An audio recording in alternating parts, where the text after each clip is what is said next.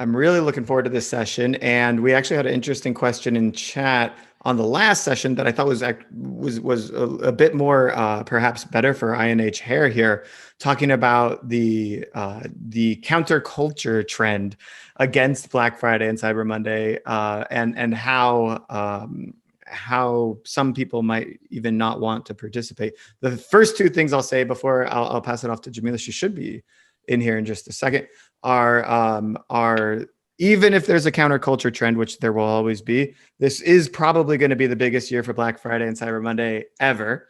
So just remember that there's a whole movement of Black Friday, Cyber Monday, which is probably outweighing the movement against it, like in technical growth terms. And so that's the first thing. And the second thing is, if you do want to be part of a counterculture movement, like that's phenomenal. That is an absolute choice that your brand should make. I think some brands need to stand against mass consumption and other things, especially like carbon pollution, other stuff.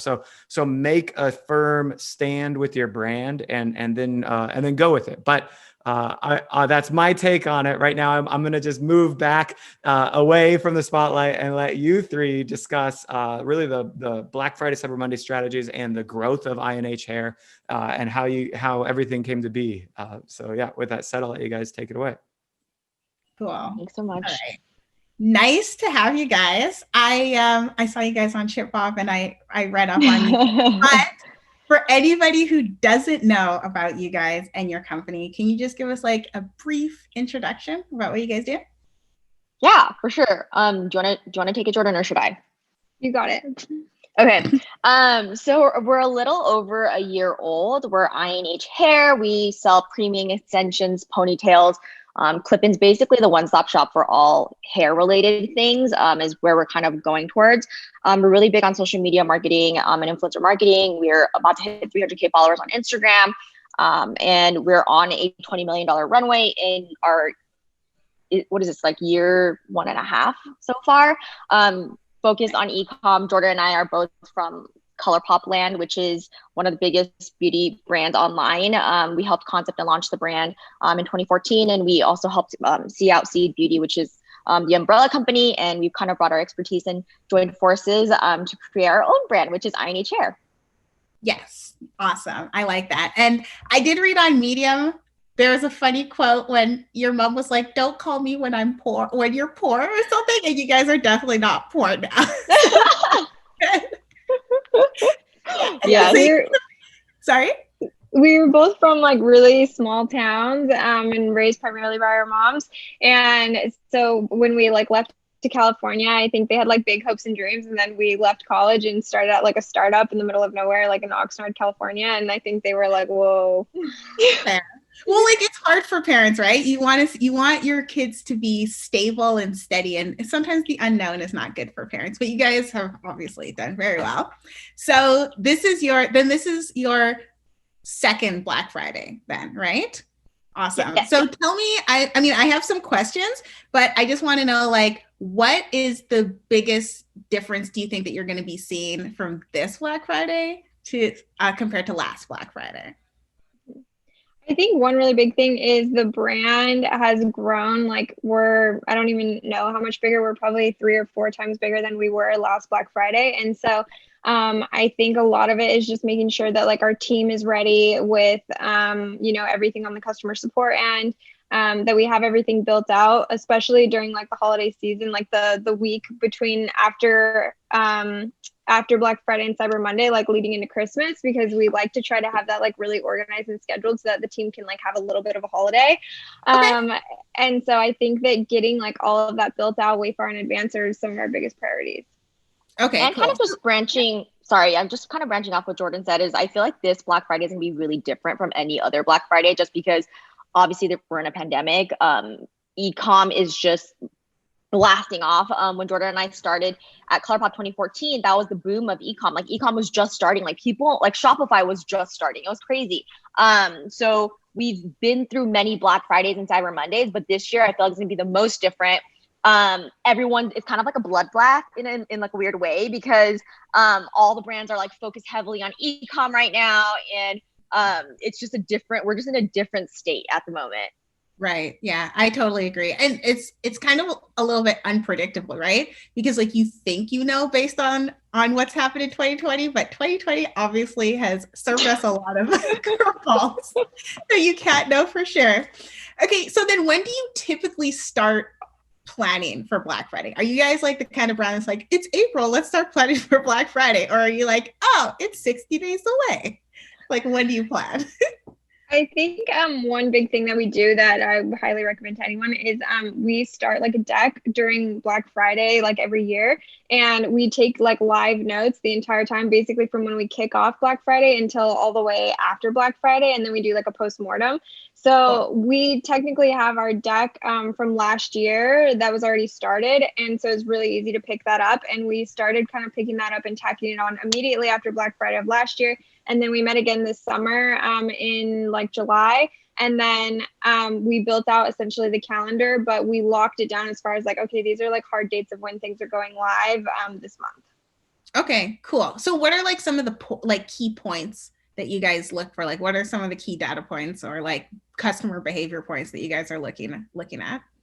Yeah, I think one of the things is we've heard that everybody's going live really early this year. And I think that, like Sharon said, we've been through a lot of different Black Fridays. And I think it starts earlier and earlier every year. So that's one of the big things that we're kind of keeping in mind when we're building everything out.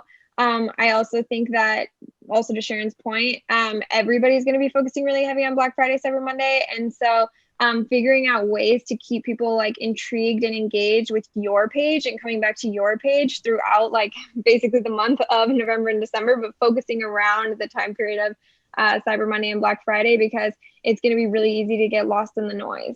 Mm-hmm, mm-hmm. That's fair. So are you guys starting early, or are you going to be very Black Friday, Cyber Monday kind of promotion? Or are you going to be like Amazon and Amazon Prime Day is like October 13th or whatever? What are you guys planning? We're planning on starting early, not probably as early as Amazon Prime. And we've talked with like a lot of our other friends, some like CMOs and business owners. And I know some of them are starting like last week of October, first week of November. So we're not planning on starting that early, but we're definitely starting earlier than we have ever have before, and giving ourselves like some buffer, not only to like gain traction, but also it gives you more play time. If like something's not popping off or people aren't responding to the promo in the way that you expected them to, it gives you time to like adjust. Okay, that sounds good. So I do want to talk about promotions and like how you guys adjust your pricing, or like what kind of sales you do, and if you believe in discounting things. Like what is your strategy kind of around pricing and sales? Do you want to go, Sharon? You want me to go? Go for it. Okay.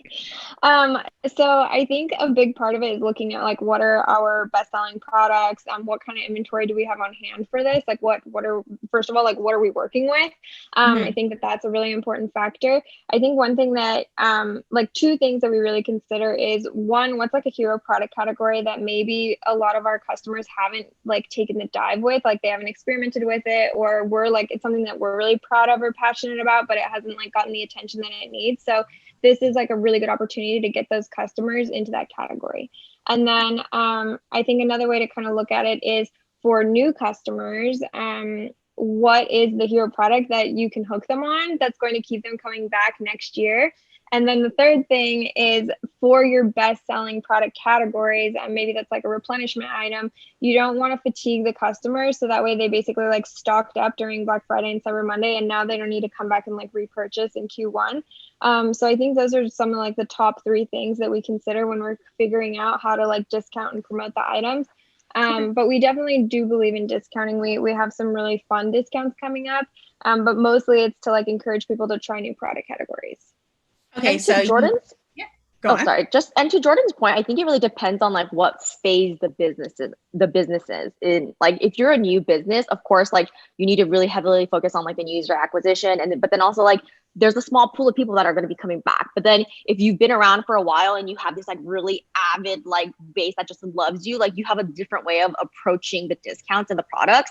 And one interesting thing that we actually did for this upcoming Black Friday is we created like a dump of all the discounts and promotions that we wanted to test to see if there was stickiness with our audience. And we kind of pulsed them out a lot throughout the year. And we figured out, okay, like that, nobody cares about that. Like, oh, people do care about this. And it was like the basic things like, oh, should we do a GWP or with this one product that we think is going to do well? Or like, should we just do a flat percentage off? Should we focus it on ponytail? And like, easily we have found what works the best and like what resonates the best with our audience. So I think like A/B testing and optimizing your promotions is key. That definitely makes sense. And it's good that you guys like peppered it throughout the year, because I think a lot of brands, they'll be like, oh, I need to A/B test in like October. It's like, bro, that's not the time to be Too tight. Yeah. Yeah. Okay, that's cool. So like now, can I ask a little bit about your inventory and like how you guys plan to have enough inventory? What kind of, I mean, I don't know if anybody cares, but I care, like what's kind of the formula that you guys use in order to have enough inventory in stock? Do you guys prefer to be sold out? I know I'm asking a lot of questions, but let's first talk about how you plan for your inventory for Black Friday, Cyber Monday. I think for inventory, it's always this really crazy conversation that we have internally, because it's like, you just never know. It's the unknown, you know? And you generally have like the basis of like last year's numbers, but then we've added on all these new product categories. How do you like know how that's going to do?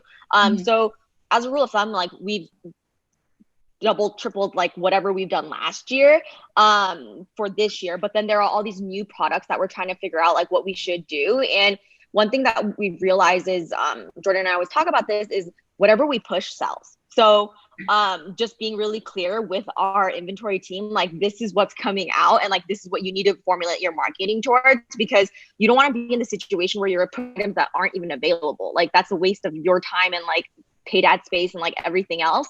Right. So just being really, really aware, like we have a general idea, like this is going to do really, really well. But we just don't know. Yeah, that's fair. I mean, I think sometimes you're like, oh, this is going to be, sorry, my camera's, the sun's coming in, but whatever. Sometimes you're like, oh, this is going to be a hot seller. And then your customers are like, no, I'm not interested in that at all. But okay, that's good to know. So then if you do sell out of a product during Black Friday, what do you guys typically do about that? Last year, we did create, well, for all of our products, like just generally on the website, when they sell out, we have like a sign up to be notified when it restocks. And so for all of that, we were like always doing an email capture so that way we can notify people. During Black Friday, Cyber Monday, like most of our order, like our shipments of what we're receiving, it's already scheduled, like it's pretty locked, and most of it is getting here before Black Friday and Cyber Monday anyway, and then everything else is like a month out. And so I don't think we do some pre-order items, but we have like a pretty tight window for how long we're willing to go on pre-order, because we just think it's not like a super pleasant customer experience. Right. But in the rare cases that something's coming in shortly, we'll change it to pre-order, and then otherwise we just make sure that we have an email or SMS capture up for when the product restocks. Okay, and like what do you guys use for that, to capture emails when a product is sold out? It's actually I was gonna say it's linked with our Klaviyo account, but it's coded on our Shopify. And it auto triggers whenever anything comes back in stock. But I also like kind of going back to what you're saying, like I do think that there's like a hype factor around being like sold out, like the whole marketing behind sold out, and that's done really well for us in the past. So we do like to ride out that messaging if we do have an opportunity. Okay, cool. So once you guys like get the order, and like, how do you guys ship? What do you guys use? Like, what are the expectations that people have that are different maybe from Black Friday, Cyber Monday than like June? I feel like shipping is going to be madness this year. Everyone already sees it. Like the influx of just e-com orders period in the past couple of months has just really gone up. And we are seeing a lot of that kind of blowback currently, where a lot of customers are like, well, I ordered this, like why isn't this coming at this time or whatever. We use a 3PL called Shipmonk, which is our fulfillment center, and they've been letting us know, like being really buttoned up and tight with us, just being like, listen, like we are going to have like some issues with delays, like it's kind of, we're all anticipating it, which is why we're pulling up our Black Friday Cyber Monday deals, just so that people do get them in like a timely manner. Right. That makes sense. Yeah, go on. Sorry. I think something else that's really important that we do every year is we prep like copy and auto responses to add basically everywhere. We add it to all of our post-purchase emails, And text messages and anything like post-purchase that's auto-triggered, we make sure to add it to the FAQ. And then we like add a blurb at the bottom of all of our customer service responses, just giving people a heads up, like, hey, this is like a really busy season and there are definitely going to be delays. But then we also offer some expedited options. And to Sharon's point, we pulled up any of our like major promos or anything like that, or anything that needs to arrive in like a timely manner to be a little bit earlier, so that way it for sure hits in time. And then I think another really important thing on like the marketing side is marketing like last chance to order your packages in time for Christmas. And usually USPS will give you like a date for that. And we usually take that date and make it like a week earlier. Oh, also, one other thing that we've just implemented that's doing really well for us is route protection, which is basically you pay a little fee at the end, the customer does, to protect their package. And I think it definitely helps with conversion, where it like gives them peace of mind, like I will still get this no matter what. Right. And I think Adam was on the call earlier with Root. So yeah, they do good things. And that's important to be keeping people, or give them the peace of mind, right? Like even if something happens to my package, I'm protected. People love insurance. That's why we get car and house insurance, right? Yeah. Okay, that's good. So even though you're adding all of these warnings basically everywhere on the customer journey, I have a jewelry store online, and I know that there are some people, and it doesn't matter how many times you tell them, they just simply don't read. So how do you talk to your customers if they are having problems after their shipment? Like, what is your strategy around that, especially now? I think a part of it is going into it knowing. I think one part is making sure that your staff is optimized to the point where they can at least respond in a timely manner, because I think that this happens to everyone. And I know they were talking a little bit about it earlier, where you get into holiday season and your emails are like exploding, and now your response time, which was originally like a couple hours, is now like 48 hours. And so I think that within itself of having like a really quick response is super helpful for like answering and keeping the customer calm. But then after that, I think that our customer service team has like a pretty good like read on if the customer is like really upset, it's a big problem, then we're pretty accommodating. Like we'll cancel the order, we'll refund the package. We would rather them have a good experience than like force the order down their throat and then them not enjoy the brand. So I think that we just try to handle it like delicately during that time. Okay, that sounds good. So when you guys are doing Black Friday, Cyber Monday, I know that I'm moving around. I know that it's earlier this year, but do you guys watch your competition? Like, are you guys watching what they're doing? And if so, how do you adjust your strategy based on what other people are doing? Yeah, of course. I think one thing that's awesome about being a startup is we're super flexible and nimble. And I think that's one thing that we really learned a lot too while we were at ColourPop, is like, it's so important to have that, be able to flex. And like some days we'll come into the office and we'll be like, listen, what you thought was going live today is not happening. And this is what's actually happening. So move fast. And that's how you win though, is like, you need to be flexible. You need to be able to change and make updates depending on like what your peers are doing in the same space. So yeah, we definitely do that. Okay. That's cool. So then last year, after Black Friday, Cyber Monday, how did you guys retain your shoppers? Like, because I mean, you're going to get a lot of new people coming in, especially if you are doing your marketing right. But after that spike, how are you retaining those customers so that they're buying from you in Q1? I think that we kind of already have like a really solid retention flow built out as far as like post-purchase, and a big portion of that is getting people into other product categories that they think that we think that they might like. And so I think a lot of that is breaking it down and trying to have their experience after their Black Friday, Cyber Monday purchases be super custom to what they ordered. And so, for example, if you ordered like a ponytail, and we know that now after ponytail, like if you buy the Brit pony, now you're more likely to buy like the Lola pony. Our email flows are like kind of built out that way to like suggest the next product to you. We kind of have a good idea as well of like what the cadence is for repeat purchase rate. And so taking all that into consideration.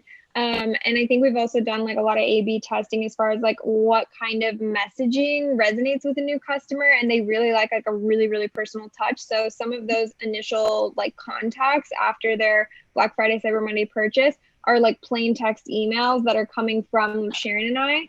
And I think that goes a really long way. After that, after like our first initial kind of like nurture based campaigns, we like to see, did we get any of them to convert? And if we didn't, do we need to offer them another discount code? Because often the people who we get during Black Friday and Cyber Monday are discount shoppers. And so a lot of those people end up in a discount bucket where we know like they're not going to really react to our like typical campaigns and messaging. They really are only going to respond when we do a promo. And so we need to make sure that we hit these people again when we have a juicy promo.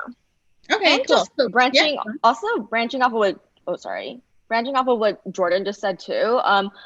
After they make their purchase, we're really big on bringing them into our social community. Like we have a really, really sticky community where it's kind of like word of mouth, and like you get thrown into these groups. Like we have a Facebook VIP group called INH Babes. You get thrown into this group, and these people are talking about how much they love their products all day, every day, and like how they have to catch them all and get all of them. Like you're gonna feel influenced to a certain extent where you're like, like I bought this one ponytail, maybe I should try this other like bun that everyone's talking about and they love so much. So that's kind of like our key thing, is like really bringing in the customer and making them family. Like Jordan and I will go in there and actually message them on our own, being like, hey, like this looks fabulous on you. Like we want them to feel comfortable and feel part of the INH community.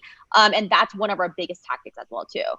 Nice. So then how do you get these people into your community? Do you just send them an email? Is it an SMS? Like what's the most effective? Do you have like a loyalty program where you're like, if you like our Instagram, you get 50 points or something? Like how exactly do you get these people into the community?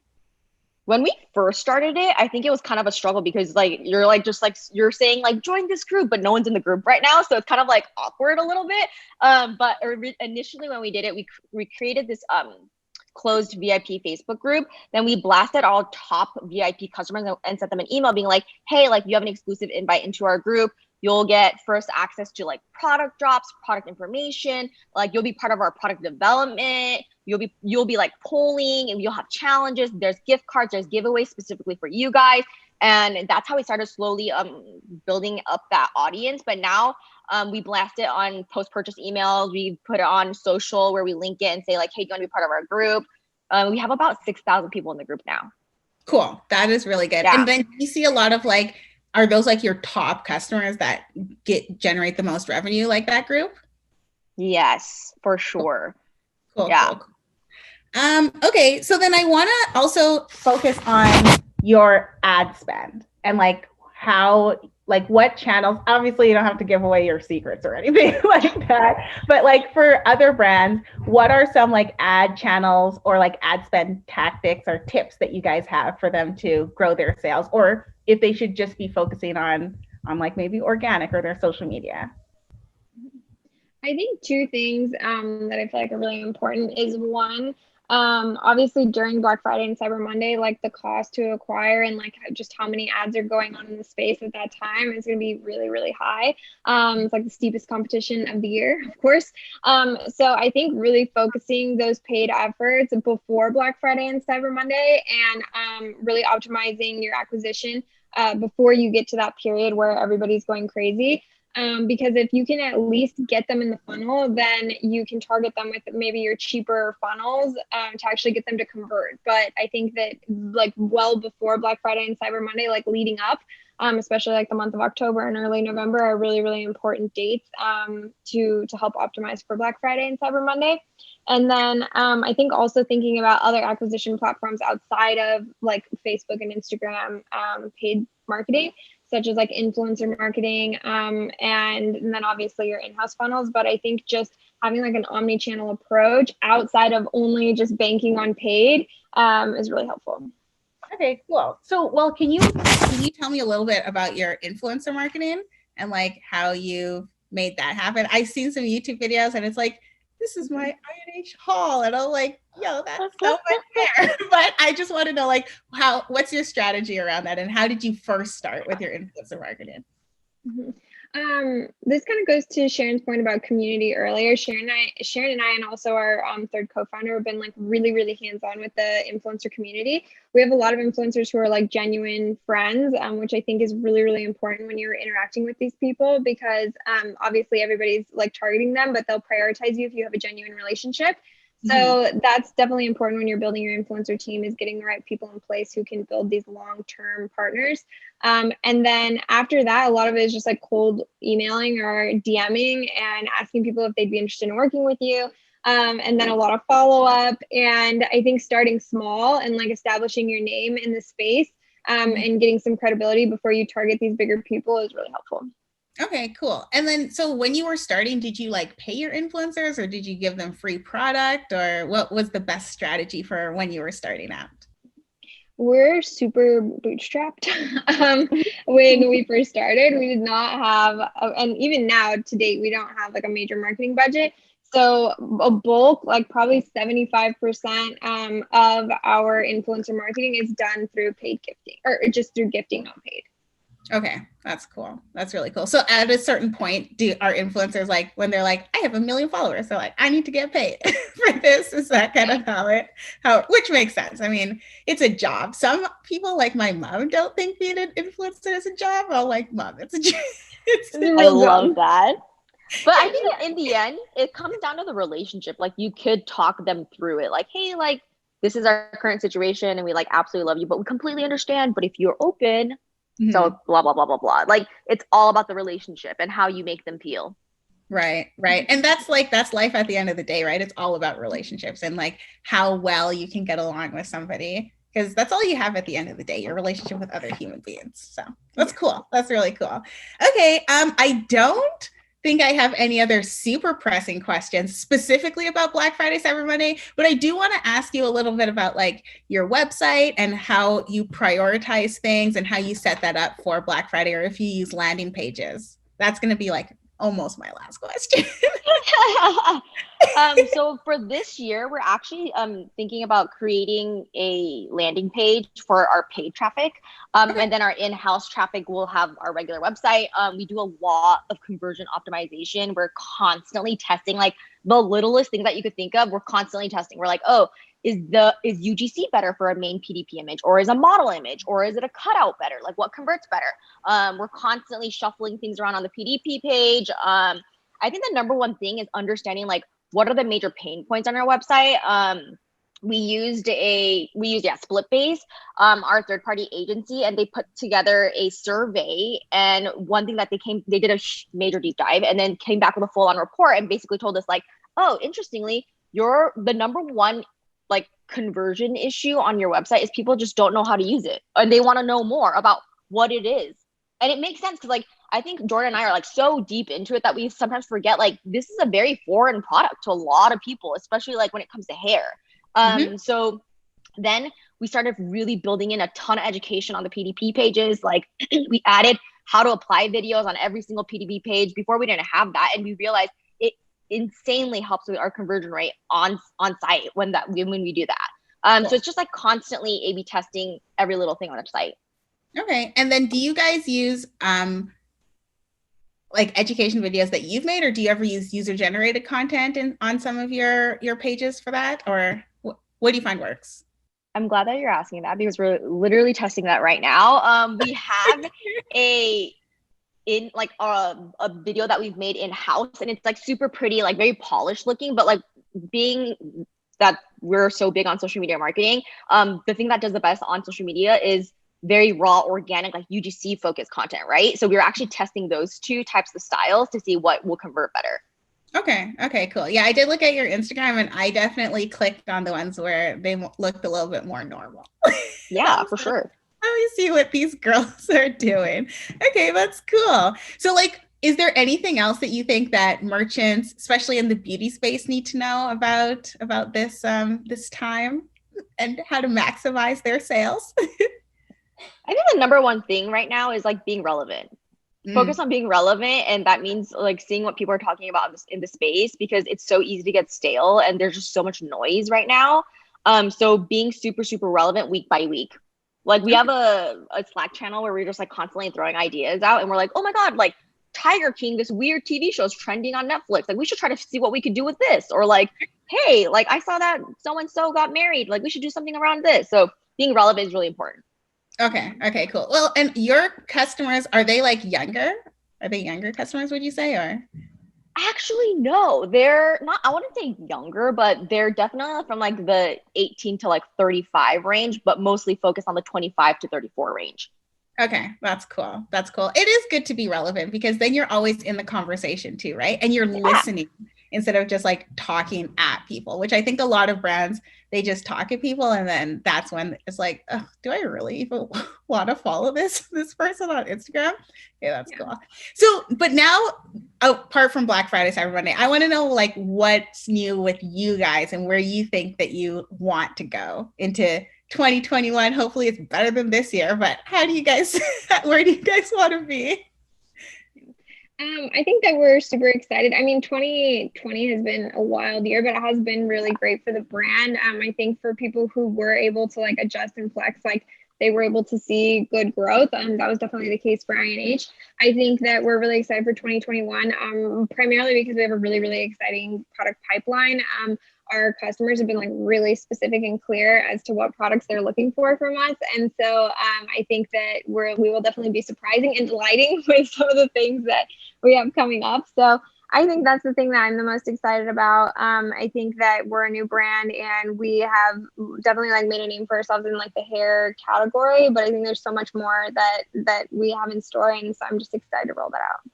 Okay, cool. So I'm just gonna ask you to plug yourself. So like if anybody's looking for some sweet hair, where should they find it and what product should they be buying off your website? I think it depends on what you're looking for, but if you guys want to know, we actually will be launching our Disney collab this week, which is for princess character wigs, and they're so cute. So if you're looking for something Halloween related, I would recommend the Disney wigs, but if you're looking for more like an everyday, I would recommend the Lola ponytail. Okay, very cool. Very cool. Awesome. Well, I really appreciate you guys spending the time to talk to us and give us all your sweet tips so that other people who are watching can be successful too. So I appreciate it. Thanks so much for having us. Thanks so much, guys. Yeah, Guys, before you go, I know we're already a little bit over time, but since we don't have anybody afterwards, I have a question for you. I love the whole story. Everything was amazing, growth and success. What are your thoughts in terms of cause marketing for 2021? You clearly are representing a diverse and an inclusive background with all of the features. What's the kind of mission here, and what are you doing to further it? That's a great question. It's been a huge topic for us since we launched, because we definitely want to have a cause marketing aspect that's like folded into the brand. It's like a part of the culture of the brand. I think the biggest thing for us is we want to pick something that not only our customers are really excited about, but also our employees. And so we have a couple different ideas that we have been floating around. I think that it is super, super important to a brand to have a cause marketing aspect, because I think people love to know who they're supporting, like who are the founders, and then also what are the founders support. And I think cause marketing is a great way to go about that. This last year we did a couple cause marketing like efforts, just obviously we're super new. But so we just wanted to support things that we were really passionate about, and they were received so well. And so I think that just even more encouraged us, like we need to build something out. We have some really exciting ideas for how to go about cause marketing. Originally, we were going to pick just like one cause that we really committed to for like eternity. But then we kind of did like a poll with our customers and our employees, and everybody's really passionate about different things. So now we're thinking about potentially doing like custom wigs that are like each one for a cause. That's interesting, actually. And I love how you said we talk to our customers and our employees to figure out what we should actually do here. So I think that's the note to anybody thinking about how to incorporate cause marketing themselves. I look forward to seeing what you do here and supporting it from what I can do. So yeah, thank you guys so much. And Jamila, I don't know if you've actually really plugged Fera fairly enough yet, if you want to tell us a little bit more about the tool. And you'll be speaking again tomorrow with even more details. But I will be. Well, I will just say that Fera helps merchants earn the trust of their customers with reviews and social proof. So we make it super easy for you guys to get reviews, get social proof, and display it beautifully on your website. So that's what we do. And you can check out fera.ai if you want to have a 30-day free trial. Awesome. Any final thoughts before I let you guys all go? Anybody? I don't think so. Just have a really good Black Friday, Cyber Monday. I hope everybody. Thanks so much. Thank you guys so much for being here. Really appreciate it. Amazing interview. And I will let you guys go. And I just have some really quick closing thoughts to everybody still left with me today before we move into day 2, which will start tomorrow at 9 a.m.